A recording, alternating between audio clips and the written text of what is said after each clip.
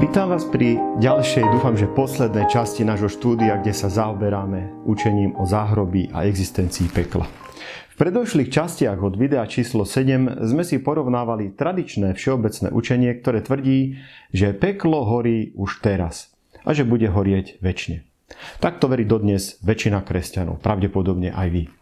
Porovnávali sme si to s biblickým učením, ktoré naopak jasne učí, že záhrobný život po smrti až do vzkriesenia vlastne neexistuje a že ohnivé jazero bude udalosť až na konci dejín po súde, po ktorom tento oheň vyhasne.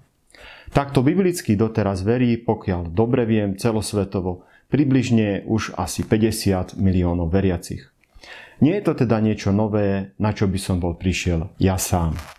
Počet ľudí, ktorí toto učenie celosvetovo prijímajú, neustále narastá. A to približne od polovice 19. storočia, kedy kresťania začali objavovať nezhody tradičného učenia so Svätým písmom. Začalo sa to tak, že v Biblii nenašli žiadnu informáciu o nesmrteľnosti duše. Ale naopak, našli tam priame texty potvrdzujúce, že duša je smrteľná.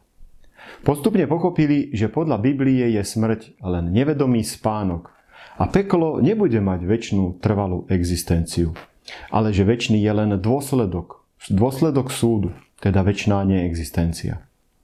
V predošlom videu sme začali študovať kontroverzné texty, ktoré sa môžu javiť na prvý pohľad, ako by podporovali existenciu večného pekla, dokonca horiaceho už teraz. V tejto časti budeme pokračovať ďalšími príkladmi. Človek vychvátený mimo tela alebo v tele do neba. Druhý list Korinťanom, 12. kapitola, 2. verš. Poznám človeka v Kristovi, ktorý bol pred 14 rokmi, neviem či v tele, či mimo tela, tiež neviem, to vie Boh, uchvátený až do 3. neba. Niektorí sa pýtate, ako mohol byť tento Pavlom spomínaný človek uchvátený do 3. neba? Mnohí teológovia sa tu domnievajú, že tu Pavol hovorí o svojom osobnom zážitku. Ale v tejto našej úvahe to nie je až tak dôležité. Potrebujeme si pri čítaní uvedomiť, že text nejako neprotirečí tomu, čo sme si o záhrobnom živote naštudovali z Biblie doteraz. Nejde tu teda o situáciu, ktorá by sa odohrávala po smrti, ale deje sa za života. Ide o určitý vnem, určité vytrženie alebo prorocké videnie. Preto na takomto druhu videní nemôžeme postaviť učenie o záhrobnom živote. Veď predsa proroci pri vytržení stále žili a dýchali. Ale ako to prebiehalo? V tele či mimo tela? Pavol sám konštatuje, že netuší, ako to bolo prevedené. Hovorí, či v tele či mimo tela tiež neviem. To vie Boh. Už som spomenul v predošlých videách, že existujú tzv. Prorocké videnia a sny, ktoré sú skutočne od Boha. Vidíme, že títo ľudia sú vo svojom vedomí, vnímajú akoby prenesení niekam mimo svojho tela. Nenachádzame tu žiadne protirečenia s textami z Biblie o stave mŕtvych.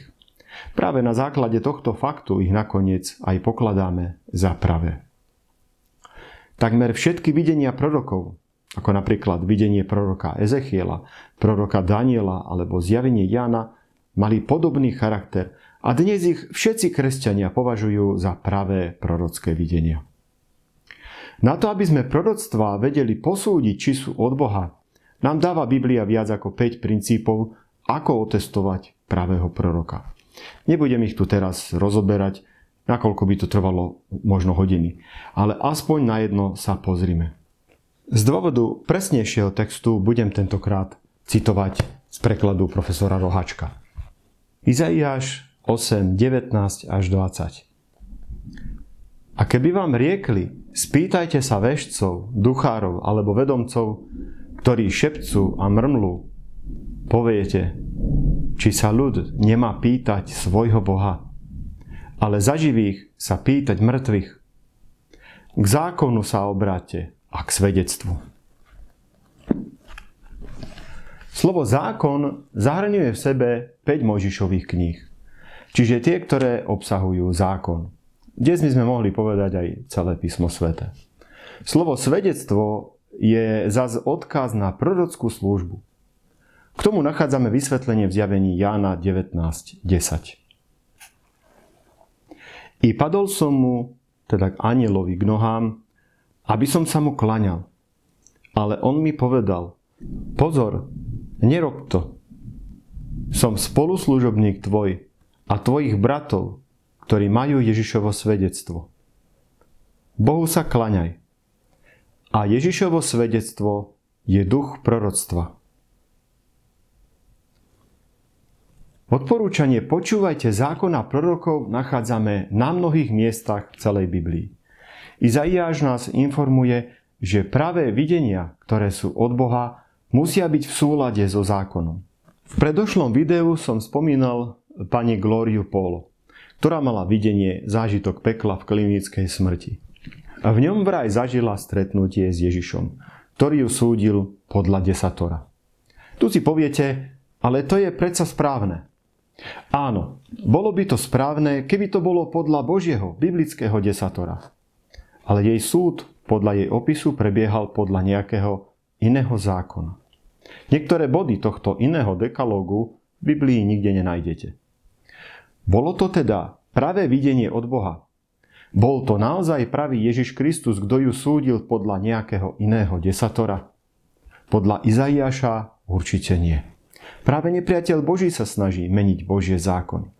Táto žena dodnes žije a pridrža sa striktne tohto zmeneného desatora. Podobné nezrovnalosti nachádzame aj v ďalších podobných zážitkoch a vnemoch, ktoré opisujú zvláštne videnia zo záhrobia. Zaručenie ani jeden z týchto zážitkov zo záhrobia neprejde testom pravosti videnia. Problém pridania apokryfných, respektíve deuterokanonických kníh do Biblie. Pri rozhovoroch o stave mŕtvych môžete byť zaskočení citátmi, ktoré vo svojej Biblii neviete nájsť. Samozrejme, ak používate iný preklad ako katolícky. Priatelia, počuli ste už niečo o tzv. Apokryfoch. Čo to je? Sú to knihy, ktoré neprešli prísnou cenzúrou pri zostavovaní kánonu Biblie v období prvých kresťanov. Medzi takéto knihy, ktoré neboli do Biblie zaradené, patria aj spisy autorov mnohých veľmi zvučných mien. Výberom neprešiel napríklad Jeremiášov list, alebo 3. a 4. kniha Ezdrášova. Prečo ich v Biblii dnes nemáme? Kánon bol zostavovaný podľa veľmi prísnych pravidiel. Starozákonný kánon nebol až tak veľký problém, nakoľko kresťania spolu s obrátenými Židmi nemali zábrany prijať tie starozákonné knihy, ktoré citoval samotný Ježiš Kristus. Taktiež boli zaradené aj texty, ktoré boli v jasnom súlade s týmito knihami. Z toho vyplýva, že knihy, ktoré do kánonu nemohli byť prijaté, obsahujú akési texty, ktoré sú v priamom rozpore s knihami citovanými Ježišom Kristom. Je to veľmi logické a nevzbudzuje to žiadne pochybnosti. Kresťania boli v tomto prístupe dlhé storočia v jednote. Problém nastal až po 4. storočí pri zavádzaní pohanských učení do kresťanskej cirkvi. Ako je napríklad učenie o očistci, o stave mŕtvych, o modlení sa ku svätým a podobne. Ako sme si už ukázali, v Biblii nenachádzame žiadne priame texty, ktoré by jednoznačne podporovali učenie o záhrobí.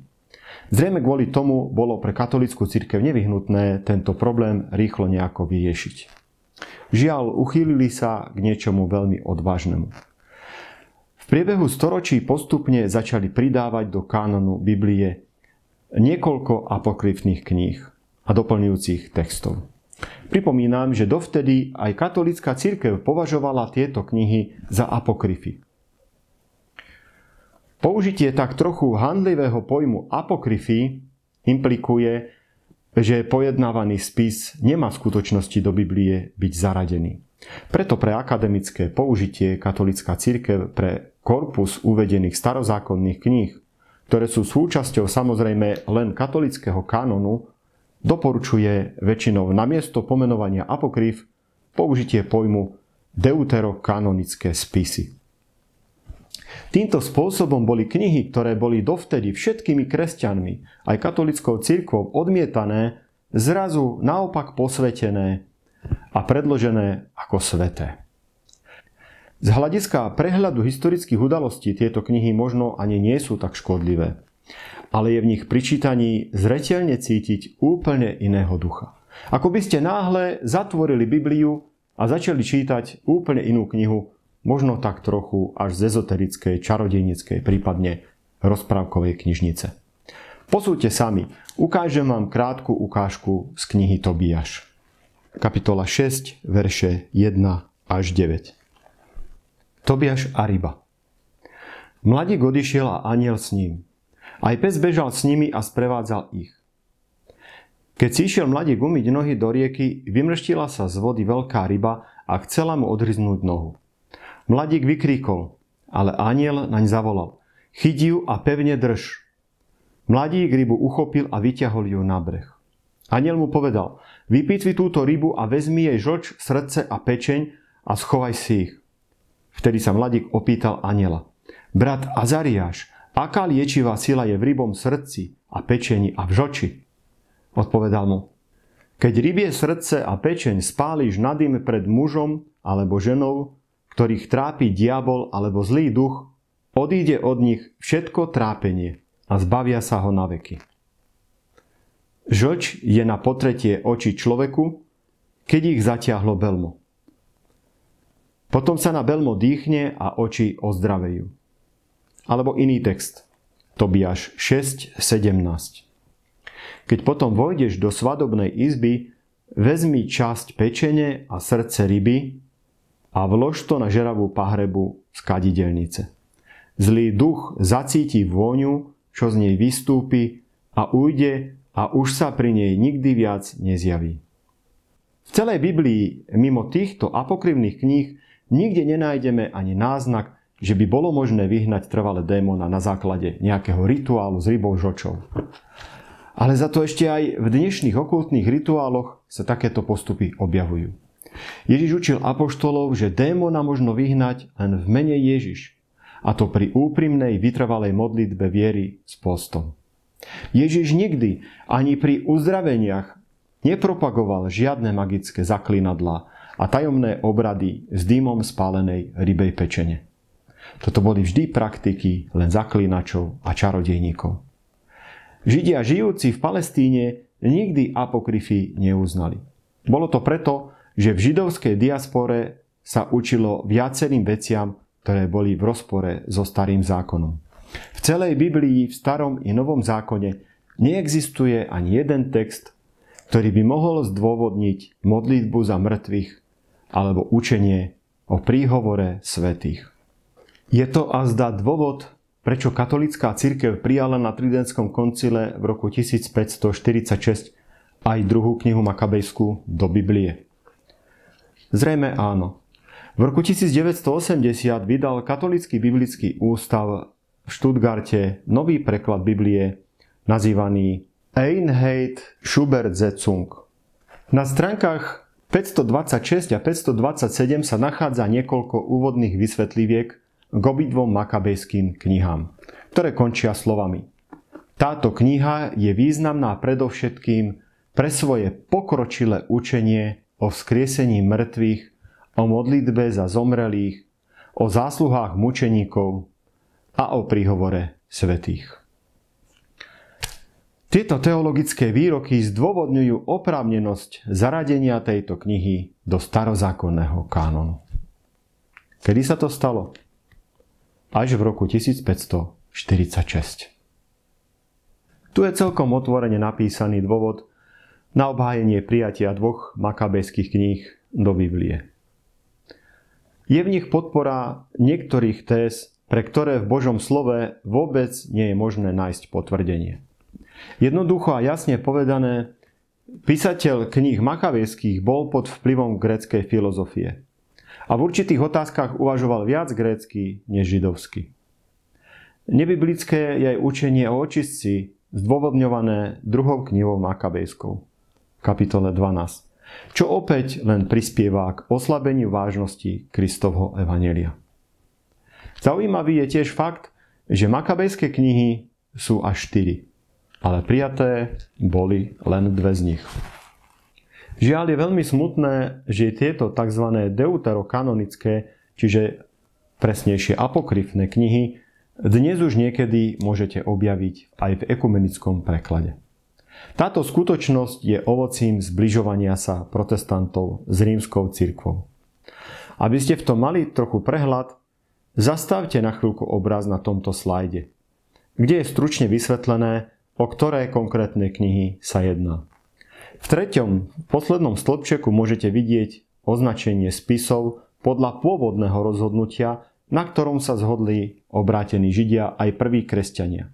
Jednoznačne všetky ostatné, neskôr pridané knihy boli klasifikované ako apokryfy a takto by sme ich mali klasifikovať aj dnes.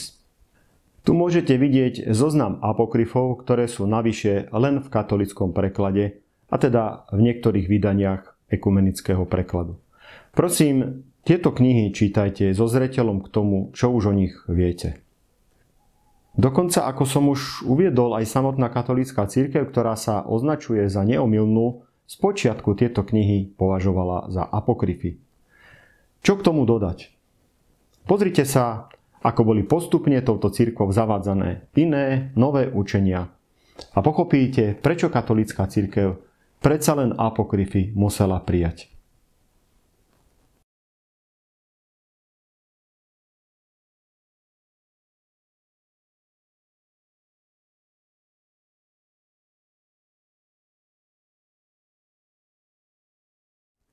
Král Saul a mŕtvý Samuel. Niekedy býva oponentmi biblického učenia o smrti spomínaná návšteva kráľa Saula u veštkyne v Endore, kde ju požiadal král, aby mu vyvolala mŕtvého proroka Samuela. Prečo sa v tejto súvislosti tento príbeh spomína len niekedy? V tomto príbehu je z okolností vidieť zreteľne a veľmi jasne, že je to démon, s kým sa Saul zhovára. Preto túto situáciu drvivá väčšina kresťanov nemá problém považovať za jednoznačnú aktivitu démonov.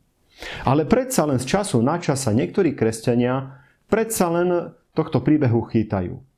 Možno je to práve z nedostatku biblických dôkazov o záhrobnom živote. Tento zážitok Saula to akoby kompenzuje. Prečo teda drvivá väčšina kresťanov odmieta veriť, že veštkyňa vyvolala skutočného proroka Samuela? A to aj napriek tomu, že Saul veril, že je to Samuel. Zhrňme si to v niekoľkých bodoch. Bod číslo 1. Je veľmi ťažké si predstaviť, že by Boh poslúchal nejakú démonmi ovládanú ženu a na jej slovo by zobúdzal proroka Samuela. Bod číslo 2. Takéto príbehy sa často opakujú práve v pohanských náboženstvách. Bod číslo 3. 1. Samuelova 28.8. Budem citovať Rohačkov preklad. Môžete si to porovnávať aj v katolickom. A veštici povedal: Vešti mi prosím vešteckým duchom a vyvolaj mi hore toho, koho ti poviem. Prosí ju, aby veštila, a ona potrebuje vešteckého ducha. Podriaďuje sa Boh temným silám. Poslúcha ich a posiela Samuela. To je trošku zvláštne. Určite nie. Veď Boh to sám zakázal. Bod číslo 4. Veštica vyvoláva Samuela z dola. Nie z Abrahámovho lona, ani z neba. Teda oslovuje temné sily, aby ho privolali. Určite nemá moc nad prorokom, ktorého skutočný duch je skrytý v Bohu. Bod číslo 5. Všimnite si, že Saul nikoho nevidí a spolieha sa len na to, čo mu opisuje veštica. Pochopiteľne v tom, čo mu ona opisuje, Saul vidí to, čo práve potrebuje a čo chce. Ona tvrdí, že vidí zo zeme vystupovať bohov. Je tu množné číslo, Elohim. Alebo vystupuje nejaký starý muž, aj odiatý plášťom. Čiže ona netvrdí, že vidí Samuela. Dokonca aj kráľa spoznáva až v momente, keď Saul v opise muža v plášti vidí proroka Samuela. Až vtedy sa jej súvislosti spojili.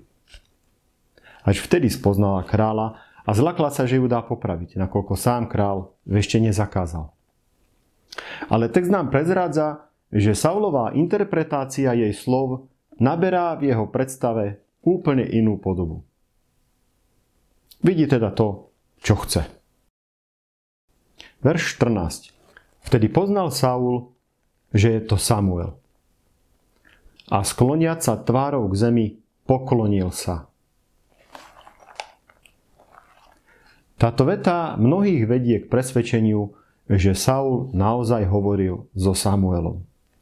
Ale musíme si uvedomiť, nie rozprávač hovorí, že to bol Samuel, ale že Saul poznal, že je to Samuel. Toto poznanie ale nadobudol vďaka účinkom klamstva. Tu si musíme uvedomiť, že Saul nekomunikuje s Bohom zákonným spôsobom, ale zakázaným nezákonným spôsobom a s démonmi. Nakoľko Boh toto zakázal z dôvodu, že veštenie je komunikácia nie s mŕtvými, ale s démonmi. Čo je vlastne klamstvo. Démoni klamú. Saul bol teda pod vplyvom démonov oklamaný, že je to Samuel, a poklonil sa démonovi, pre ktorého je to víťazstvo. Bod číslo 6. Ak by toto stretnutie bolo naozaj stretnutie so skutočným Samuelom, potom by Boh v skutočnosti spolupracoval s vešticami. A Boží prorok a Boh by museli poslúchať démonmi ovládanú vešticu. Čo vôbec nedáva zmysel. Bod číslo 7. Snáď najlepším dôkazom, že táto udalosť bola v režii démonov, je ovocie tohto stretnutia s temnými silami zla. Saul po tejto udalosti doslova fyzicky odpadol a jeho život naberá rýchly spád do depresií, čo končí zakrátko jeho asistovanou samovraždou. Komunikácia s démonmi má skrátka takýto podpis, má takéto ovocie. Vďaka týmto faktom môžeme mať úplnú istotu, že v tomto videní nevidel Saul proroka, ale len démona, ktorý sa za Samuela vydával. Texty, kde Ježiš spomenul peklo. V Novom zákone máme veľmi veľa textov, kde práve samotný Ježiš Kristus osobne spomínal peklo. Často sú nepochopiteľne používané tieto texty ako dôkazy, že peklo horí už teraz. Pričom sa prehliada plný význam týchto vied, ktoré ukazujú naopak práve na udalosť až v budúcnosti. Taktiež sa neskúma, z akých gréckych slov sú konkrétne vyjadrenia prekladané. Z nášho predošlého štúdia sme pri mnohých Ježišových slovách pochopili, že tieto vyjadrenia sú v budúcom čase a sú v úplnom súlade so všetkými textami v celom Svetom písme. V žiadnom prípade nepotvrdzujú horiace peklo už v čase jeho pobytu na zemi. Veď učenie Biblie predsa nepopiera existenciu pekla. Biblicky presnejšie vyjadrené ohnivého jazera, čiže záverečného ohňa. Ale samozrejme až po súde na konci vekov. Žiadny z Ježišových výrokov tento fakt nenarúša. Ježiš väčšinou len konštatuje, že osud neverných končí naozaj večnou smrťou. Ani v jedinom z týchto citátov nepotvrdzuje, že by peklo horelo už v tom čase. Ani, že by sa to malo odohrávať i hneď po smrti. Alebo by malo horieť peklo nekonečne dlho. Ale prečo sa nám to pri čítaní týchto Ježišových slov zdá?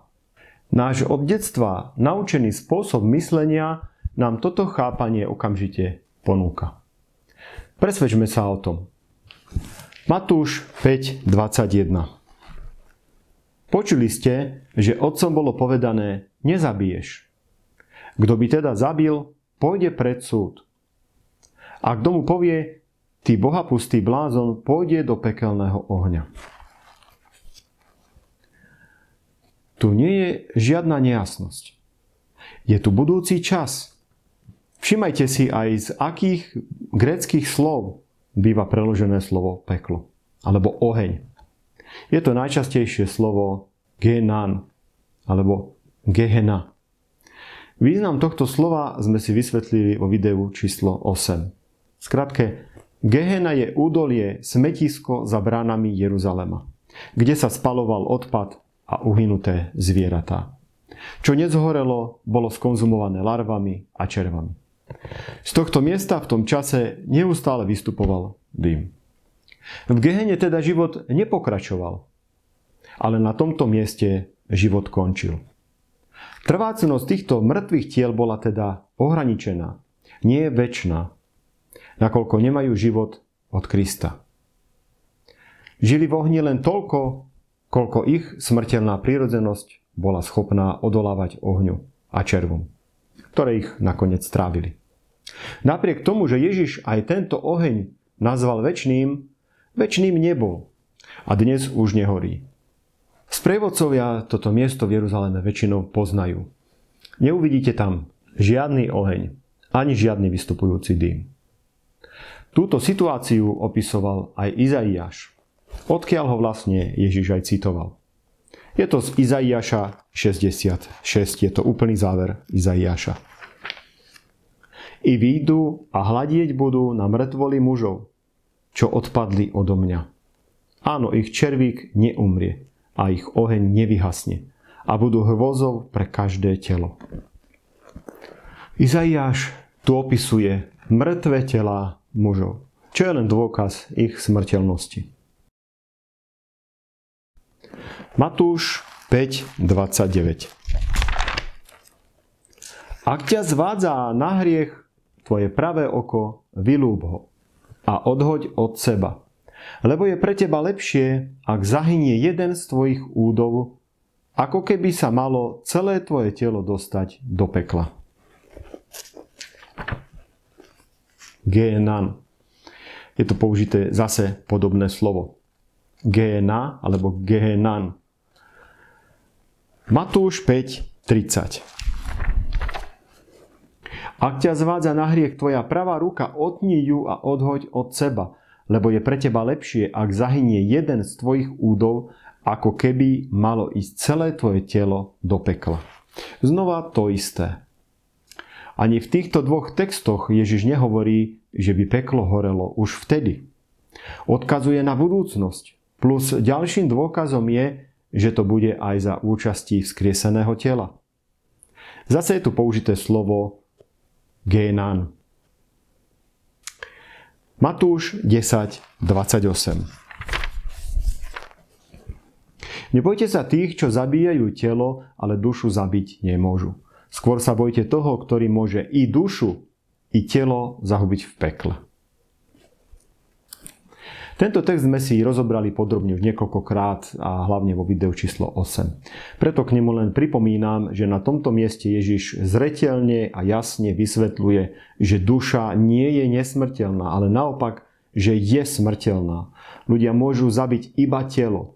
Boh ale môže zbaviť života celú dušu, čiže definitívne zrušiť existenciu človeka. V záverečnom ohni zomrie aj duša, duch, aj telo spolu. Slovo peklo je opäť preložené zo slova gény, odvodené od slova géna. Niektoré dnešné slovníky sú veľmi ovplyvnené zaužívaným spôsobom prekladu tohto slova a niekedy ho prekladajú tiež ako peklo. Význam slova géna a význam slova peklo, tak ako ho chápeme my dnes vďaka ľudskej tradícii, je úplne niečo odlišné. Géna je jednoducho smetisko, kde všetko končí. Peklo, ako ho chápe tradičné myslenie, je miesto, kde všetko pokračuje a ďalej žije. Matúš 11:23. A ty, Kafarnaum, vari sa budeš vyvyšovať až do neba. Do pekla zostúpiš, lebo keby sa boli v Sodome diali zázraky, ktoré sa diali v tebe, bola by zostala po tento deň. Máme tu opäť budúci čas. Ježiš odkazuje na budúcnosť. Matúš 13:49. Tak bude aj na konci sveta. Výjdu anjeli, oddelia zlých od spravodlivých a hodia ich do ohnivej pece. Tam bude plač a škrípanie zubami. Je to ďalší text odkazujúci na budúcnosť. Kedy sa to stane? Na konci sveta. Škrípanie zubov potvrdzuje, že to bude naozaj bolestivý trest. Nebude to len bezbolestné vypnutie života. Skutočná spravodlivosť si vyžaduje aj skutočný trest. Skutočná príčina, skutočný dôsledok.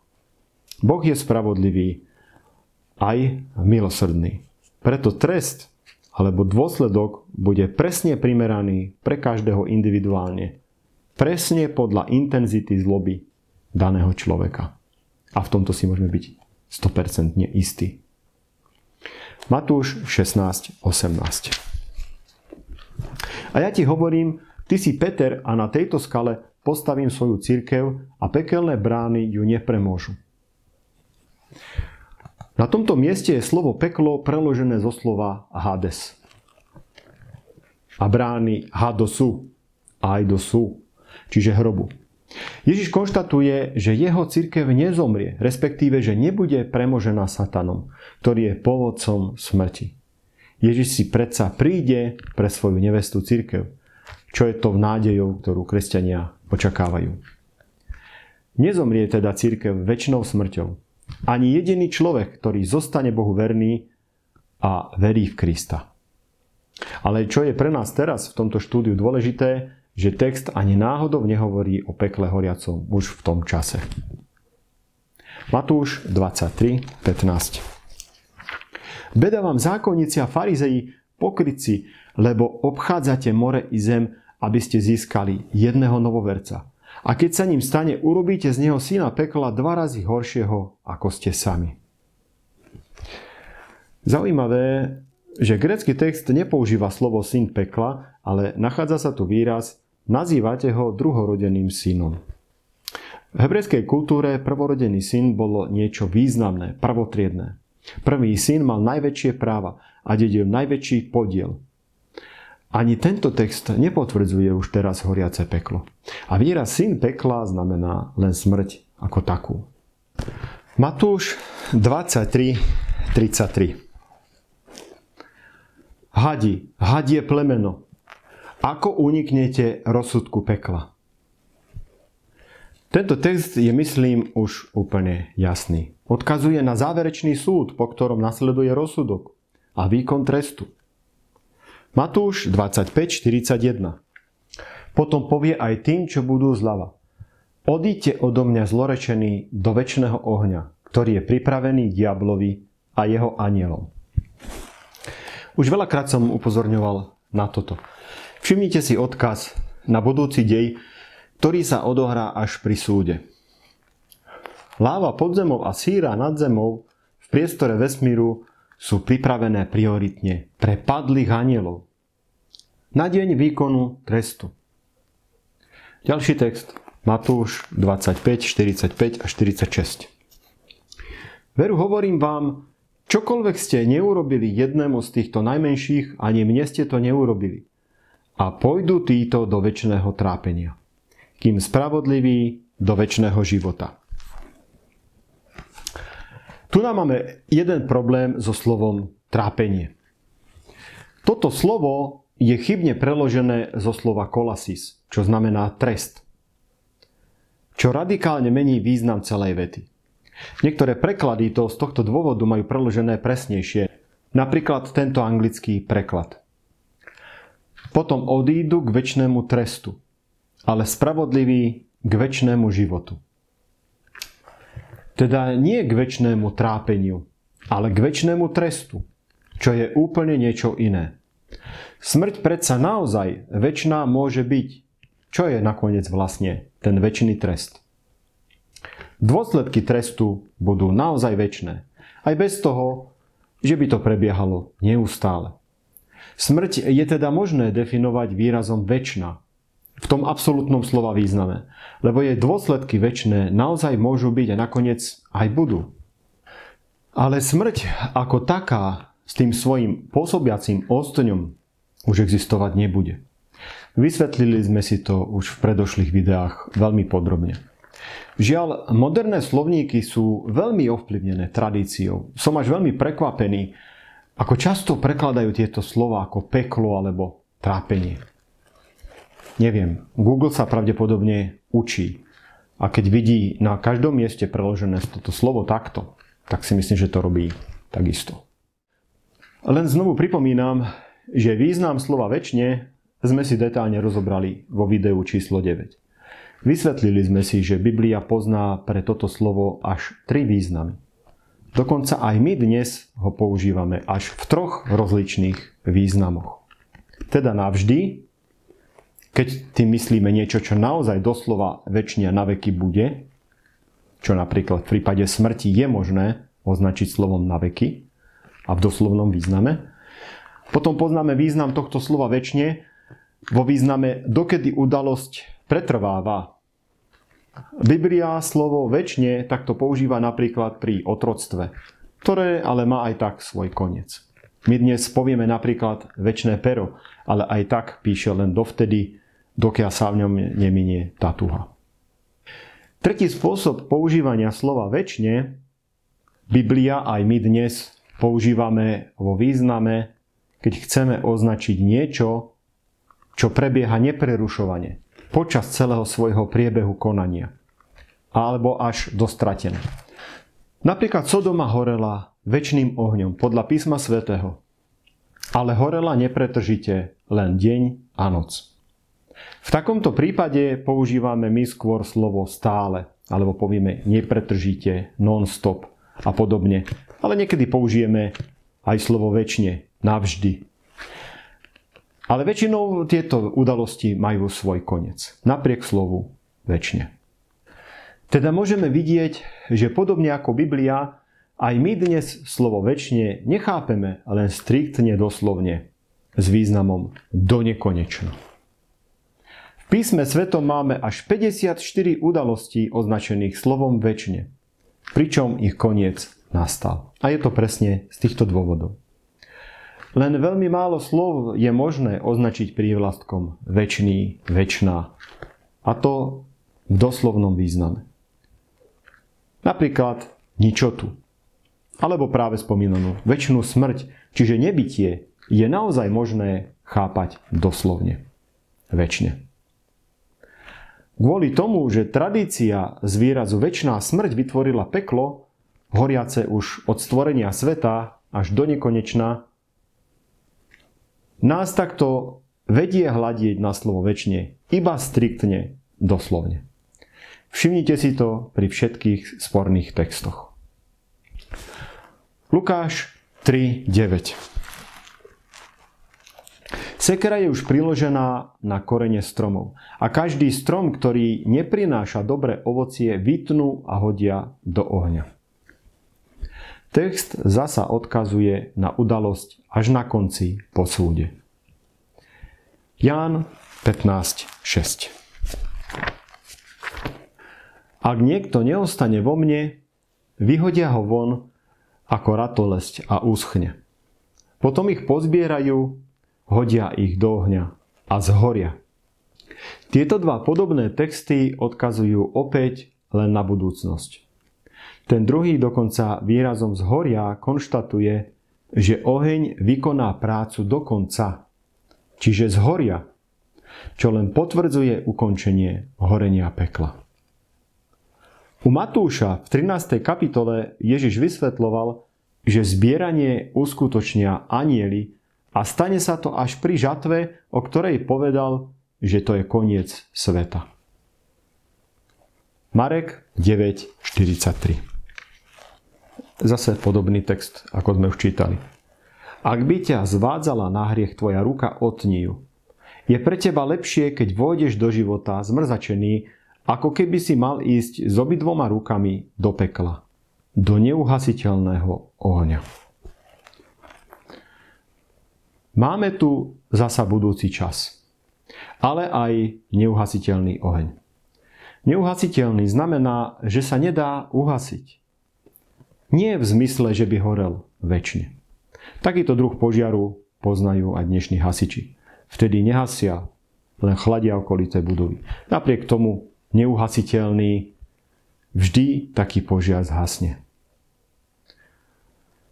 Keď začne z neba padať síra na bezbožných, Nebudú sa ľudia len tak prizerať. Budú sa snažiť to uhasiť, ale nebude to v ich silách. Podrobnejšie sme si to vysvetlili už vo videu číslo 7. Hebrejom 10:26. Lebo ak dobrovoľne hrešíme po prijatí poznania pravdy, potom už niet obety za hriechy, ale iba hrozné očakávanie súdu a žiara ohňa, ktorý stráví protivníkov. Text je zasa v budúcom čase a výraz stráví protivníkov potvrdzuje ukončenie pekla. Nakoľko tento výraz odkazuje na ukončenie procesu horenia, keďže tam je slovo strávy. Text Zjavenie 14:9. Po nich nasledoval iný, tretí anjel a volal mohutným hlasom.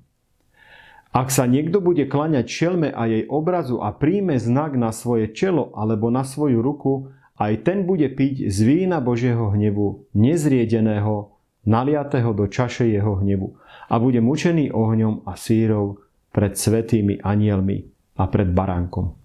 A dym ich múk bude stúpať na veky vekov a nebudú mať oddychu vodne v noci tí, čo sa klaňajú šelme a jej obrazu.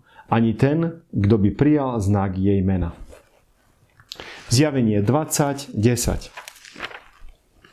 A diabol, ktorý ich zvádzal, bol zvrhnutý do ohnivého a sírneho jazera, kde je aj šelma i falošný prorok a budú mučení dňom i nocou na veky vekov. Výklad týchto textov je veľmi dlhý. Dopodrobná sme sa tomu venovali vo videu číslo 9. Preto to nie je potrebné znovu opakovať. Zabralo by to strašne veľa času. Pozrite si to video číslo 9. Ak sa k nemu chcete dostať, napíšte do vyhľadávača výraz Vráťme sa k Bohu a objaví sa vám takéto logo. Na to logo kliknete a dostanete sa do môjho kanála. Následne pod tým kliknite na ikonku videa a potom na ikonku najstaršie. Budete ich mať zoradené od 0 až po posledné. A tam si vyhľadajte video číslo 9.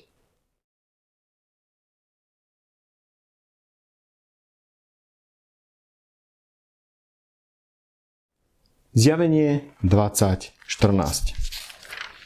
Potom boli smrť a podsvetie zvrhnuté do ohnivého jazera. Toto je druhá smrť. Ohnivé jazero. Ako ho nenašli zapísaného v knihe života, bol zvrhnutý do ohnivého jazera. Vidíme, že je tu použitý výraz druhá smrť. Predsa by nebolo tam slovo smrť, keby to mal byť život. V tomto texte je metúci minulý čas. Musíme si uvedomiť, že Ján na tomto mieste opisuje videnie z budúcnosti. Všimnite si, že ohnivé jazero rovná sa teda znamená druhá smrť. Je nám jasné, že smrť nie je život. A dokonca ani vedomie bytia. Ako by tak mohli mŕtvi vnímať bolesť? 1. Jánov list 5:12. Kto má syna, má život. Kto nemá syna, nemá Boží život. Majú snať tí, ktorí budú v ohnivom jazere syna Božieho, keď v neho ani neverili? Samozrejme, že nie. Ani nikdy neboli privedení k stromu života. Preto ani nemajú život. Označenie smrť tu predstavuje pôvodcu smrti, Satana. A podsvetie je už tradične preložené zo slova Hades. Čo predstavuje tých, čo vstali z hrobov pri druhom vzkriesení. Teda jedná sa o zatratených. Priatelia, rád by som vás poprosil o jednu veľmi dôležitú vec. Všetko toto, čo som vám o téme pekla a záhrobného života vysvetlil, si sami skontrolujte, dohľadajte v písme svetom. A nespoliehajte sa len na mňa bez toho, aby ste si to sami nepreverili v Božom slove. Snažil som sa vám iba ukázať aj druhú stranu mince, ktorú ste možno doteraz nikdy nevideli. Vy sami, každý sám za seba, sa potrebujete osobne rozhodnúť, ktoré učenie je pravdivé. Či to tradičné, ktoré vám ako jediné bolo doteraz predkladané, alebo či je pravdivé učenie, ktoré vyplýva len čisto zo slov Biblie. Budem mať veľmi veľkú radosť, keď po tomto našom štúdiu s chuťou sa pustíte do štúdia Slova Božieho. Ak to urobíte, už sami budete nachádzať ďalšie a ďalšie dôkazy, ktoré vám stále viac a viac budú ukazovať, že peklo naozaj teraz ešte nehorí a že naozaj nebude horieť nekonečne večne. Sami pochopíte, že výrazy ako zostupujú do podsvetia alebo zahynú, pominú sa, zhoria, zomrú, zaniknú, určite nemôžu znamenať, že zatratení budú žiť a horieť v ohni na veky. Týchto textov a potvrdzujúcich súvislostí je plná Biblia. Budú vám doslova padať do očí, tak ako to bolo u mňa. Na ochutnávku si ukážeme aspoň zo pár takýchto textov.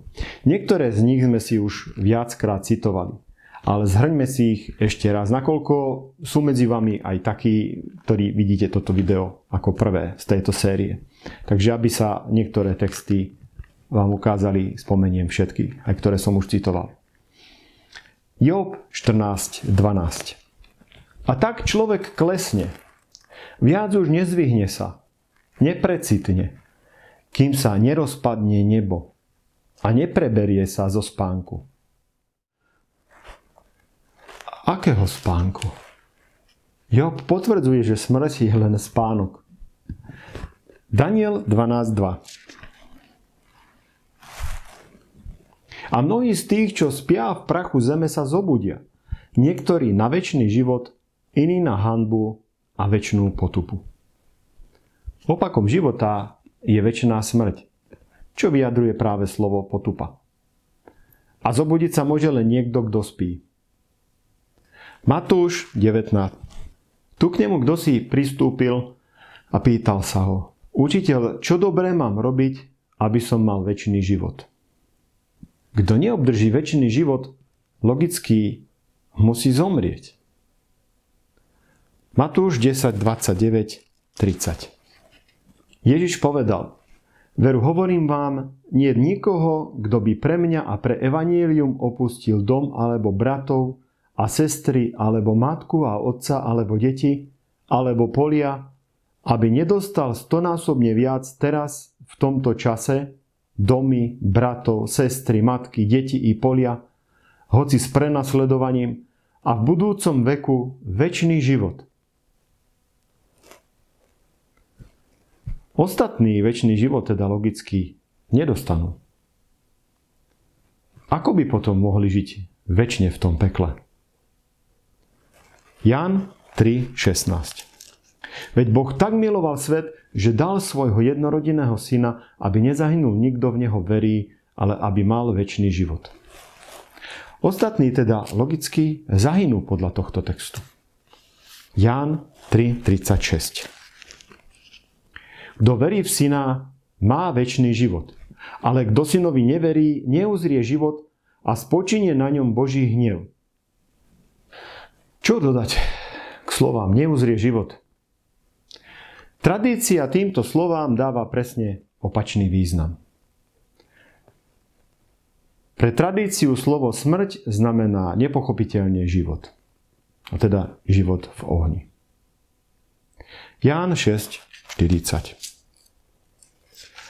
Lebo vôľa môjho Otca je, aby každý, kto vidí syna a verí v neho, mal večný život. A ja ho vzkriesím v posledný deň. Ján 10.28. Ja im dávam večný život. Nezahynú nikdy a nik mi ich nevytrhne z ruky. Ostatní teda logicky zahynú. Ján 12.25. Kto miluje svoj život, stratí ho. A kto svoj život nenávidí na tomto svete, zachráni si ho pre večný život. Čo k tomu dodať? Rímanom 2, 5 až 7. Ale ty si svojou zaťatosťou a nekajúcim srdcom hromadíš hnev na deň hnevu, keď sa zjaví spravodlivý Boží súd. On odplatí každému podľa jeho skutkov, večným životom tým, čo vytrvalosťou v dobrých skutkoch hľadajú slávu, česť a nesmrteľnosť. Teda nesmrteľnosť je potrebné hľadať a dosiahnuť. Nikto ju teda nemá. Dostanú ju len vykúpení, ale až na konci pri súde jedením zo stromu života. Ján 3.13. Nik nevystúpil do neba, iba ten, čo zostúpil z neba. Syn človeka. Rimanom 6.23. Lebo mzdou hriechu je smrť, ale Boží dar je večný život v Kristovi Ježišovi, našom Pánovi. To je snáď bez komentára.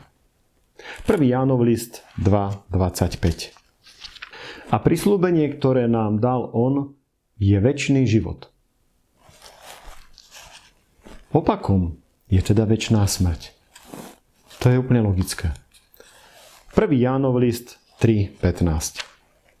Každý, kto nenávidí svojho brata, je vrah. A viete, že ani jeden vrah nemá v sebe večný život. Pozor, tradičné učenie tvrdí presný opak. Že všetci aj zatratení už teraz, aj vrahovia, majú večný život. Čiže večnú existenciu. Čo je úplne proti logike.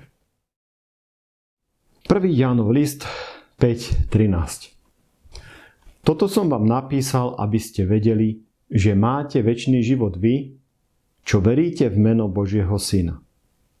Ježiš často hovorí o večnom živote ako o úžasnom benefite spasených. Ale tradícia tvrdí, že večne žijú aj zatratení, čím sa toto učenie zamotáva. Riešia to tvrdením, že Ježiš výrazom večný život vraj myslel len šťastný, pokojný život spasených. Ak by to bolo tak, potom by Ježiš nepoužíval výraz večný život, ktorý možno aplikovať na obe skupiny. Ale použil by predsa výraz taký, ktorý ukazuje na rozdielnosť večného života v nebi a večného života v pekle. Priatelia, prečo to Ježiš rozdielovať nemusí? Jednoducho, Božie slovo jasne učí, život je život a smrť je smrť. Čiže tí, čo neveria v meno Božieho Syna, nemajú večný život, čo ukazuje na ich zánik. Ďalší text. 1. Korinťanom 15.53. Veď toto porušiteľné si musí obliecť neporušiteľnosť a smrteľné si musí obliecť nesmrteľnosť. Čo vyplýva z tejto vety? Až do tohto momentu sme teda všetci ľudia smrteľní. Až po návrate Krista môžeme získať nesmrteľnosť. A ako sa to stane? Prvý list Korinťanom 15.54. A keď si toto porušiteľné, teda smrteľné, oblečie neporušiteľnosť a toto smrteľné si oblečie nesmrteľnosť, vtedy sa splní, čo je napísané. Smrť pohltilo víťazstvo. Tento verš to zasa len potvrdzuje. A nakoniec, kto je vlastne potom absolútne nesmrteľný? Je vôbec niekto naozaj nesmrteľný a v absolútnom slova význame? Čítajme 1. Timotejovi 6.16. On jediný, teda Boh Otec, má nesmrteľnosť a prebýva v neprístupnom svetle. Jeho nik z ľudí nevidel ani vidieť nemôže. Je mu česť a večná vláda. Amen. Tu vidíme, že jedine Boh Otec je absolútne nesmrteľný a ten, komu nesmrteľnosť Otec na konci dá. Jedine v spojení s ním, napojením na Boha, môžeme mať večnú nesmrteľnosť. Toto spojenie s nesmrteľným Bohom sa roztrhlo pri strome poznania dobra a zla. Budem čítať Genesis 3:22. Potom im Pán Boh povedal: len aby teraz nenačiahol svoju ruku po strome života a nejedol a nežil na veky. Tu je zrejmé, že nesmrteľnosť bola človeku zatiaľ odopretá. Spojenie s Bohom ale bude na konci obnovené zasa pri strome života. Ale zatratení k nemu prístup mať nebudú. Zjavenie Jána naznačuje, že len vykúpený ľud, len tí, čo činia jeho prikázania, budú na konci znova privedení k stromu života, aby z neho mohli opäť jesť, čím sa im navráti nesmrteľnosť. Tentokrát budem citovať z profesora Roháčka, pretože v tomto preklade slova perú svoje rúcha, činia prikázania, ten text tam chýba. Teda Zjavenie 22:14, Roháčkov preklad. Blahoslavení, ktorí perú svoje rúcha a činia jeho prikázania, aby mali právo k drevu života a aby vošli bránami do mesta. Aj keď v katolíckom preklade nemáme slova činia jeho prikázania, snáď je to pre nás úplne logická vec, že veriaci prídu k stromu života a oni teda dostanú nesmrteľnosť. Získajú zo stromu života nesmrteľnosť. Text ukazuje, že tí, čo odmietajú zachovávať Božie prikázania a neprijali milosť, logicky neprídu k stromu života, aby im mohla byť navrátená nesmrteľnosť. Nesmrteľnosť môžeme získať len napojením na Boha. Ďalšie texty. Ezechiel 18:4. Veď všetky duše sú moje, ako duša otca, tak duša syna je moja. Duša, ktorá zhreší, tá zomrie. Ďalší text potvrdzujúci, že duša je smrteľná. Opakujem, v Biblii nikde nie je text, ktorý by hovoril, že duša je nesmrteľná. To je iba grécka filozofia, ktorú prijala katolícka cirkev a udomácnila sa v kresťanstve všeobecne. Preto keď študujete katolícku teológiu, tak je celá popredkávaná gréckou filozofiou. Neustále vidíte citácie gréckych filozofov a mysliteľov. Nechápem, prečo to tam potrebujeme. Nestačí nám to, čo nám Pán Boh napísal v tejto knihe? Prečo hľadáme pohanské náboženstva? Prečo vyhľadávame názory nejakých filozofov, ktorí verili v mnohobožstvo, v panteizmus? Job 36:13 a 14. Tí, čo srdce majú falošné a sfárlivé, čo ho nevzývajú, keď ich sputnáva, tým aj duša hynie, keď sú ešte chlapcami, rovnako aj život v mladom veku už. Aj tu vidíme, že duša je smrteľná, že hynie a spolu aj s telom. Žalm 37, 9 až 11. Všetci ničomníci budú zničení, lež tí, čo dúfajú v Pána, stanú sa dedičmi zeme. Ešte chvíľku a už nebude hriešníka. Budeš hľadať jeho miesto a nenájdeš. Tichí však zdedia zem a budú žiť v šťastí a v pokoji. Izaiáš 47:14. Hľa budú ako pleva, spáli ich oheň, nevytrhnú si životy zo šľahov plameňa. To nie je uhlie, čo hreje, oheň, pri ktorom sa sedí. Ľudia sa budú snažiť ten oheň uhasiť a zachrániť si život. No nebude to možné. Preto sa ten oheň nazýva neuhasiteľný. Zhasne, až keď sa mu minie palivo. A vtedy už budú hriešnici popolom. Ďalší text. Ezechiel 28:18, 19. Množstvom svojich zločinov, nepoctivosťou svojho kupčenia, znesvetil si svoje svätyne. Vtedy som z tvojho vnútra vyvolal oheň, ktorý ťa strávil. Urobil som z teba popol na zemi pred očami všetkých, čo ťa videli. Všetci, ktorí ťa poznali medzi národmi, zhrozili sa nad tebou. postrachom si sa stal a už ťa viac niet. Text je typológiou na satana. Čo to znamená už ťa viac niet? Že aj on nakoniec zomrie. A je to tak dobre, že zomrie. Ďalší text. Lukáš 14:13. Ale keď chystáš hostinu, pozvi chudobných, mrzákov, chromých a slepých. A budeš blahoslavený, lebo oni sa ti nemajú čím odplatiť. No odplatu dostaneš pri vzkriesení spravodlivých. Podľa tohto citátu nikto ešte v tomto čase nemôže užívať odmenu, pretože nám bude daná až pri vzkriesení. Mnohé cirkvi zas tvrdia naopak, že odmena je hneď po smrti, aj keď ešte nebolo vzkriesenie ani súd. Ján 8:51.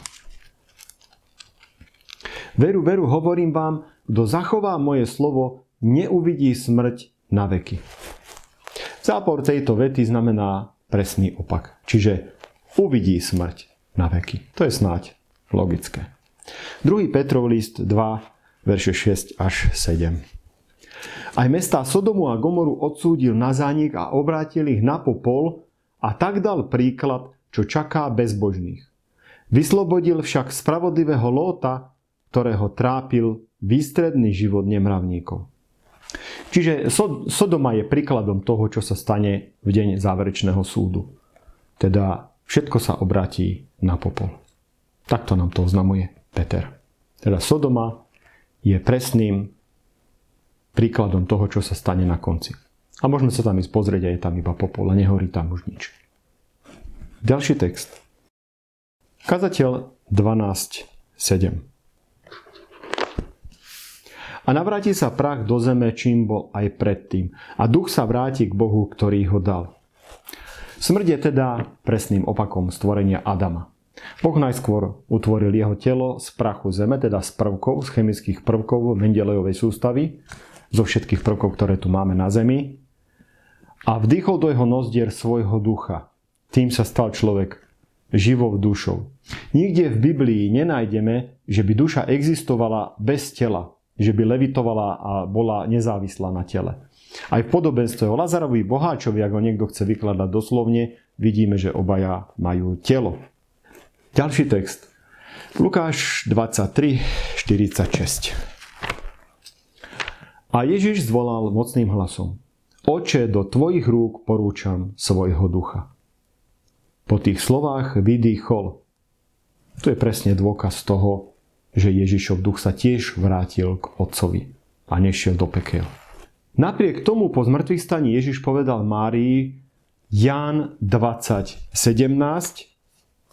Ježiš jej povedal: Už ma nedrž, veď som ešte nevystúpil k Otcovi, ale choď k mojim bratom a povedz im, vystupujem k môjmu Otcovi a vášmu Otcovi, k môjmu Bohu a vášmu Bohu.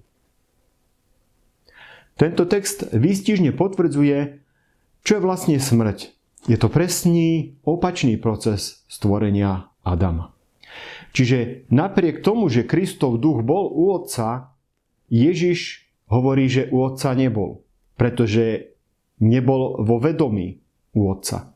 Čiže keď je duch prítomný v Otcovi, teda keď sa po smrti vráti k Otcovi duch, tak ten človek tam nevníma. Ten človek tam je v nevedomosti. Preto Pán Ježiš hovorí Márii, že ešte u Otca nebol, napriek tomu, že jeho duch tam prebýval počas toho, keď jeho telo bolo mŕtve v hrobe.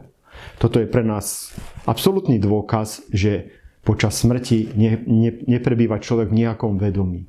Neprežíva nejaký žiadny vedomý stav bytia. Kniha Kazateľ 12:7 nám vysvetľuje, čo je to vlastne smrť. A navráti sa prach do zeme, čím bol aj predtým. A duch sa vráti k Bohu, ktorý ho dal. Nasleduje teda spánok až do vzkriesenia.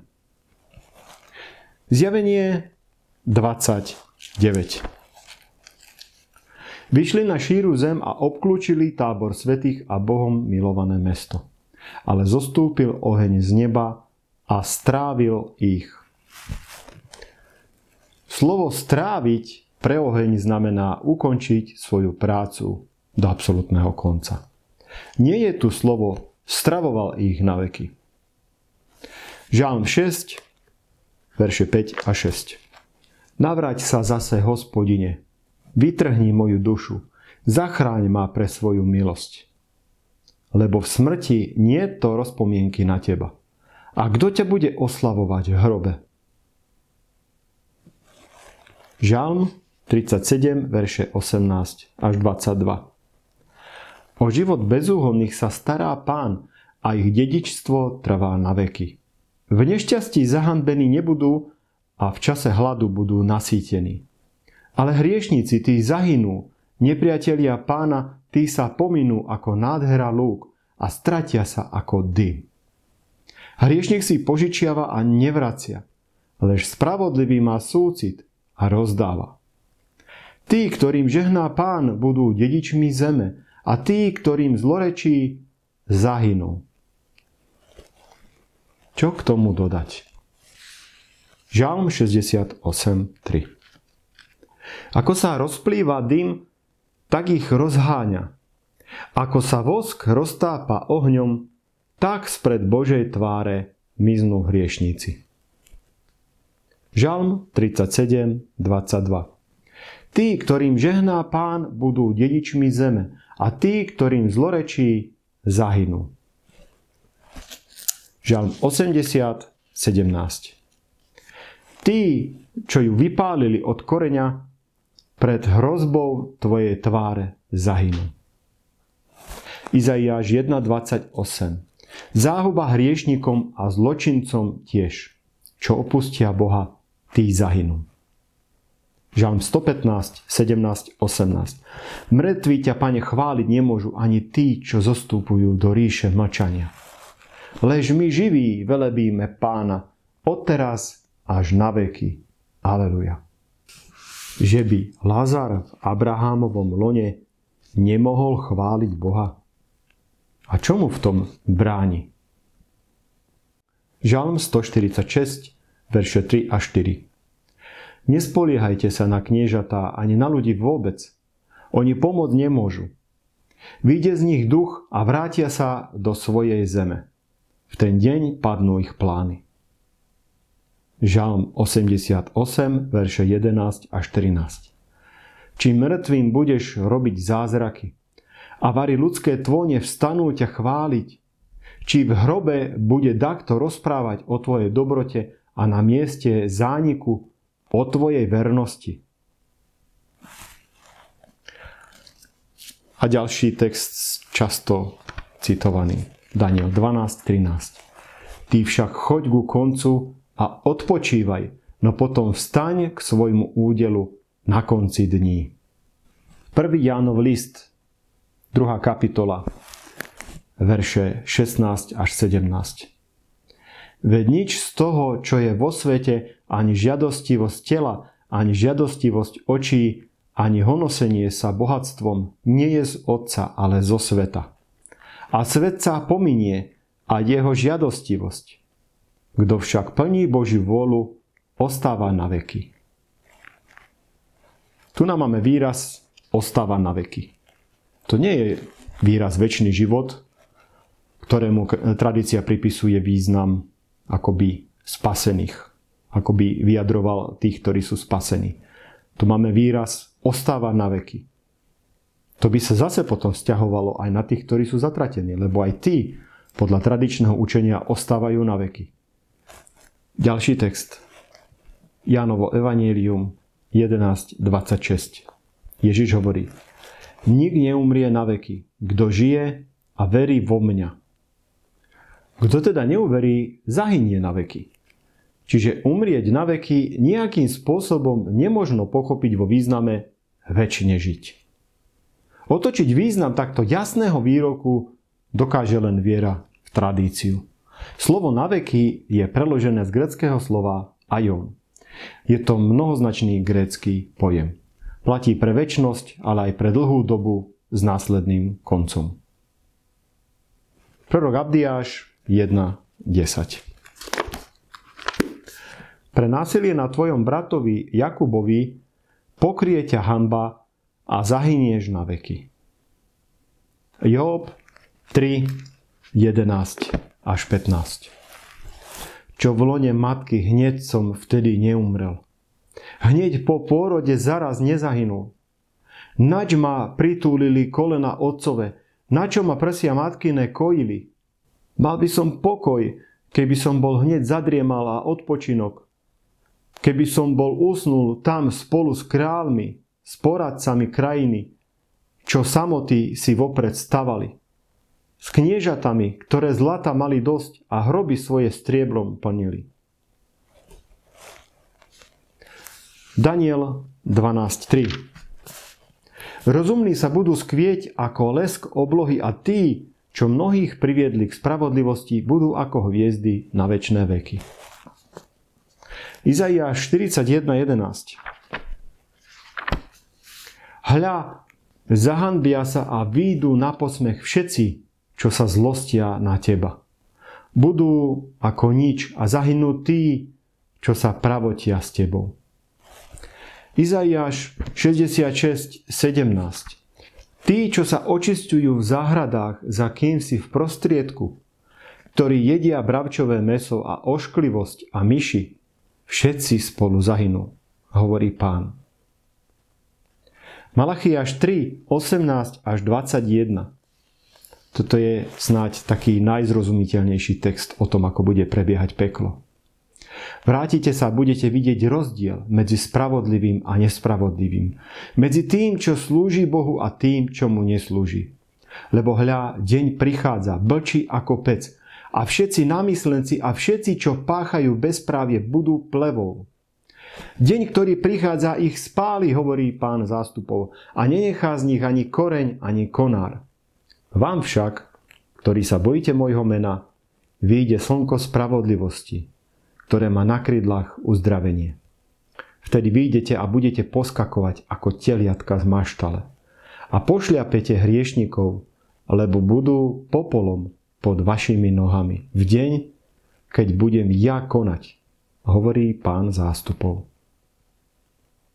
Čo k tomuto dodať? Nikdy v živote som v kostole nepočul čítať tento text. Možno sa čítal, ale ja si to nepamätám. Ale mám skôr pocit, že sa nikdy nečítal, lebo som chodieval do kostola od detstva aj cez týždeň. Čiže pochybujem, že by mi to ušlo. Zjavenie 2, 10 až 11. Buď verný až do smrti a dám ti veniec života. Kto zvíťazí, tomu druhá smrť neublíži. Čo z toho vyplýva, že tí, ktorí nezvíťazia, tým druhá smrť ublíži. Zjavenie 25 a 6. Ostatní mŕtvi neožili, kým sa nedovršilo 1000 rokov. To je prvé vzkriesenie. Blahoslavený a svätý, kto má podiel na prvom vzkriesení. Nad tým druhá smrť nemá moci. Ostatným teda ublíži. Zjavenie 20, 14 až 15. Potom boli smrť a podsvetie zvrhnuté do ohnivého jazera. To je druhá smrť. Ohnivé jazero. Ako ho nenašli zapísaného v knihe života, bol zvrhnutý do ohnivého jazera. Toto je vlastne to skutočné peklo. Ten záverečný oheň, o ktorom hovoril Ježiš. Celá Biblia. Zjavenie 21.8. Ale zbabelci, neveriaci, poškvrnení, vrahovia, smilníci, traviči, modloslužobníci a všetci luhári budú mať podiel v jazere horiacom ohňom a sírov. A to je tá druhá smrť.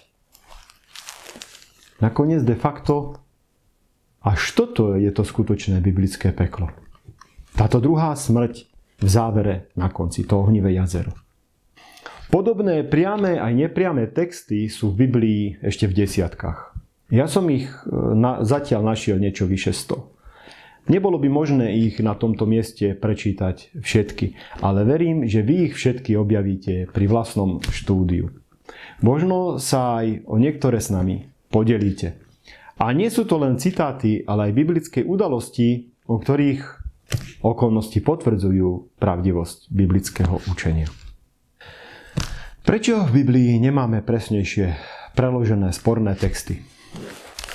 Takmer všetci kresťania, vrátane prekladateľov písma svätého, verili a veria v peklo tak, ako to vykladá katolícka cirkev. Nakoľko aj protestanti dodnes stále opatrujú mnoho z katolického učenia. Snažia sa ho podoprieť dokonca biblickými citátmi. A tak sú žiaľ niekedy pápežskejší ako sám pápež. Takýmto spôsobom aj prekladatelia svojim osobným presvedčením vniesli do Biblie čiastočne aj svoj výklad. Aj keď si to možno nechceme pripustiť, určite to nerobili úmyselne. Avšak dôkazy o tom nie je možné prehliadnúť. Hlavne, keď nazrieme do originálnych textov, slova Hades, Sheol, Tartaros sú takmer vždy preložené slovom peklo, ktoré v Biblii koniec koncov nemá ani svoj priamy ekvivalent. Presný výraz pre označenie trestu bezbožníkov je predsa ohnivé jazero, a ktoré bude vlastne až na konci dejín. Tým, že prekladatelia nahradili slovo Hades a Sheol, ktoré označuje hrob, slovom peklo, vtiahli tak záverečnú udalosť ohnivého jazera úplne do celej Biblie. A tak sa vlastne podporuje týmito textami tradičné učenie. Ak sme ale pri štúdiu čestní a ak prosíme Boha o poznanie pravdy, dnešné možnosti nám umožňujú dopatrať sa pravdy prostredníctvom slovníkov, translátorov a porovnávaním rôznych prekladov. Samozrejme, len ak to chceme. A ja veľmi túžim, aby ste Boha prosili o múdrosť a On vám ju dá. Čo by sme ale urobili v takom prípade, ak by sa nám nejaký text zdal predsa len viac naklonený k tradičnému výkladu? Vrátime sa kvôli tomuto jedinému textu naspäť k tradičnému učeniu. V takom prípade je potrebné uvedomiť si, že nemôžeme jediným odlišným osamoteným textom prevážiť mnohé texty, ktoré hovoria úplný opak. Nie je rozumné ani správne nejaké učenie vystavať len na jedinom či dvoch osamotených textoch. Čo by sme potom spravili s tými ostatnými, ktorých je viac ako 100? Mali by sme potom ešte väčší problém. Proti dvom textom by naopak stálo vyše 100 textov a mali by sme ešte väčší nepokoj v srdci. Nakoniec by sme museli tieto texty, ktorých je oveľa viacej, odstrániť z Biblie a na tom sa si zhodneme, že to by veru správne nebolo. Preto radšej prosme Boha na kolenách, aby nám význam konfliktných textov ukázal. Napriek tomu, že som sa vám snažil toto učenie prezentovať do najhlbších detailov, nemyslím si, že rozumiem už všetkému. A s pokorou priznávam, že mám aj ja dva texty, ktoré sú pre mňa stále záhadou a modlím sa, aby mi ich význam Boh objasnil. V žiadnom prípade by som sa ale na základe týchto dvoch textov nevrátil k tradičnému učeniu, ktoré je v rozpore s viac ako 100 textami v celej Biblii. A takýto prístup odporúčam v štúdiu aj vám. Kolský vrt. Medzi inými otázkami naznačujúcimi, že peklo existuje už teraz, bola aj jedna veľmi zaujímavá otázka. Sociálnymi médiami ešte stále koluje video, ktoré údajne potvrdzuje existenciu pekla pod zemou. Počuli ste už o najhlbšom vrte na svete. Je to Kolský vrt. Je zapísaný aj do Guinnessovej knihy rekordov. Nachádza sa v Rusku, v Murmanskej oblasti vo vzdialenosti 10 km od mesta Zapoliarný. Dosahuje hĺbku 12,2 km. Nazývajú ho aj diera do pekla. Pri práci na tomto výskumnom vrte bol do hĺbky 12 km spustený mikrofón, v ktorom vraj bolo počuť zvuky pekla. Táto správa obletela svet ako super senzácia. Ale len dovtedy, kým sa vedcov nezačali zaoberať odborníci, ktorí veľmi rýchlo odhalili podvod, ktorý bol len zastieracím manévrom neúspechu tohto projektu, ktorý muselo Rusko pre nedostatok financií v 90. rokoch ukončiť. Vďaka moderným technológiám bolo potvrdené, že nahrávka je len zremixovaný zvuk z filmu Krvavý barón z roku 1972.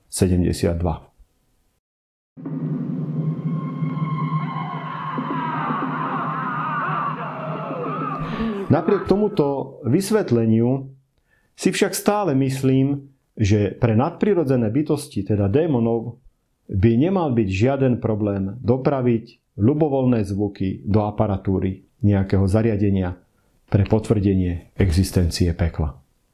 Veď keď dokážu dostať do nášho mozgu vizuálne zážitky pekla, totálne reálne, počas klinickej smrti, čo je určite oveľa zložitejšie, prečo by to nedokázali cez primitívnu elektroniku?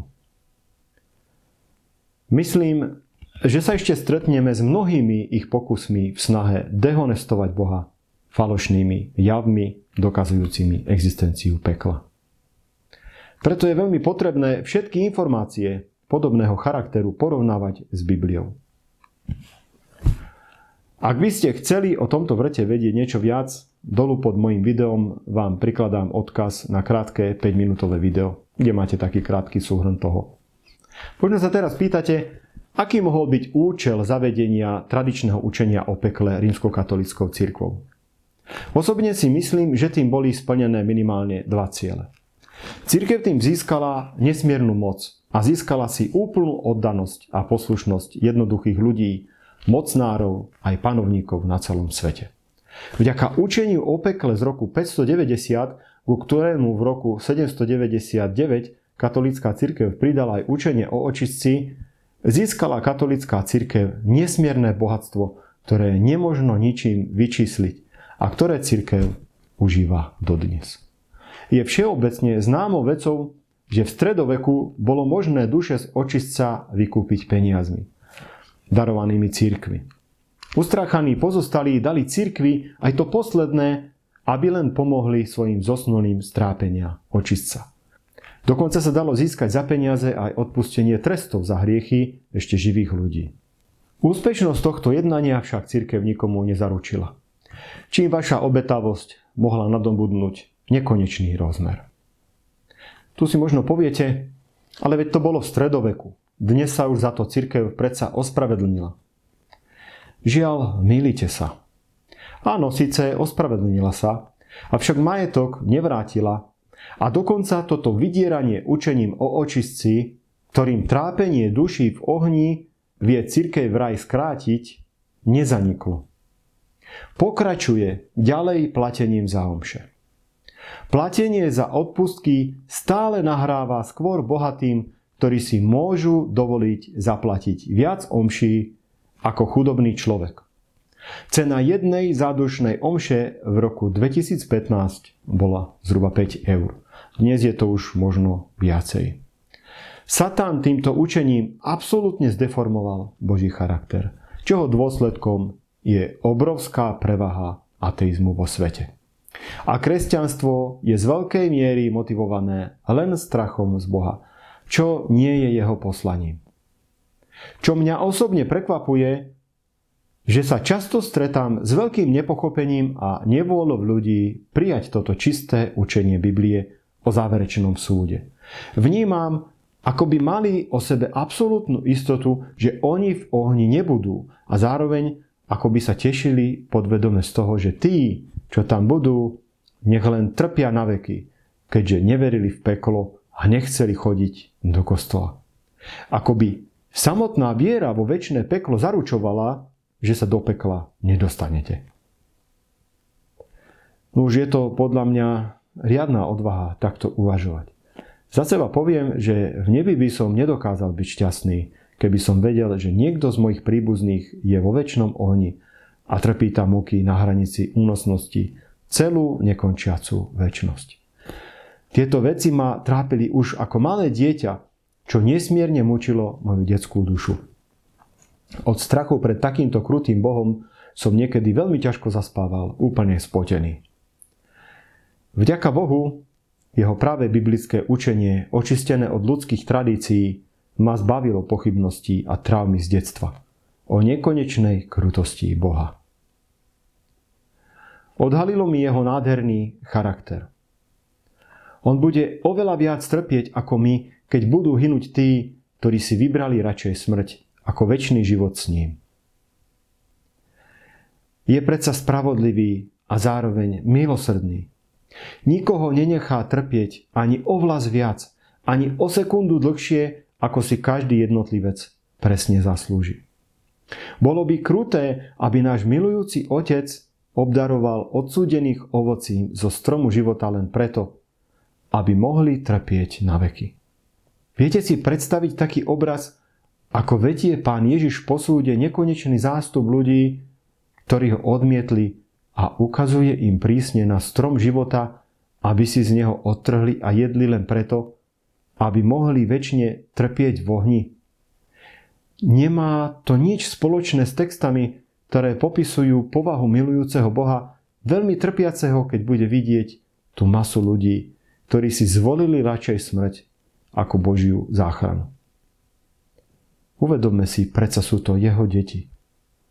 Ešte okrajovo len k predstave, keby predsa len existovalo také peklo, ako to vniesla do kresťanstva katolícka cirkev, verte mi, že už po niekoľkých hodinách by ľudia v nebi spisovali petíciu a bili by pesťami na dvere úradu Ježiša Krista, aby ukončil to horiace peklo. Nakoľko normálny človek by s takýmto vedomím nedokázal byť šťastný a radšej by si tiež prial smrť. Takýto život v nebi by nebol životom pokoja, šťastia a večnej radosti, ale nebo by bolo miestom večnej bolesti, trápenia a smútku. Vedeli by ste s láskou hľadieť Kristovi do očí a žiť v pokoji, keby ste vedeli, že udržuje horiaci oheň len preto, aby váš životný partner, vaši rodičia alebo vaše deti trpeli na veky. Ja teda nie. Ja si takéto nebo nedokážem ani len predstaviť. Ale prečo takto veria aj protestanti, znalejší písma? Priznám sa, že tomuto nerozumiem. Ani ja. Môže to byť aj vďaka ekumenickým aktivitám, čo vedie všetky protestantské cirkvi späť do jedného rímskeho košiara. Môžeme to pochopiť zo zjavenia Jána ako o nebezpečnom konaní, ktoré sa v závere dejín má odohrať. Keďže toto je posledné video, v ktorom sa zaoberáme otázkou záhrobia, asi ste zvedaví, o čom budú nasledujúce videá. Odpoveď je veľmi jednoduchá. Keďže sme si ukázali, že mŕtvi spia a nič nevnímajú, otvára nám to celú paletu otázok, ktoré z toho vyplývajú. Napríklad, ak svätí spia, potom koho sme prosili v modlitbách o orodovanie? Komu sme sa doteraz modlili? S kým sme teda komunikovali? Kto sa nám to potom zjavoval? Koho sme počúvali takmer na slovo a verili sme mu? A čo sme vlastne uverili týmto bytostiam? A je to, čo nás oni naučili, správne? Veríme správnym spôsobom? Vedú nás naozaj k Bohu? Ale ešte pred odpovediami na tieto otázky ukážeme si ďalšie nebezpečné zvody, ktoré vstúpili do kresťanstva prostredníctvom tradícií. Tou novou témou bude stvorenie sveta. Možno ste už postrehli, že sa kresťania delia v pohľade na stvorenie sveta na dve základné skupiny. Jedni veria, že Boh tvoril svet za doslovných 6 24-hodinových dní. Pričom druhá väčšinová skupina verí, že Boh stvoril svet za pomoci evolúcie, teda za pomoci dlhých časových období. Pozrieme sa bližšie na tento problém, a to samozrejme očami Biblie znova, ale aj očami najmodernejších vedeckých poznatkov. Teším sa na vás v nasledujúcom videu a prajem vám Božie požehnanie. Na záver sa s vami rozlúčim mojim obľúbeným citátom. Kto nedovolí pravde, aby nad ním zvíťazila, dovolí to omylu. Ďakujem vám za pozornosť a teším sa na vás v nasledujúcom videu. Majte sa pekne.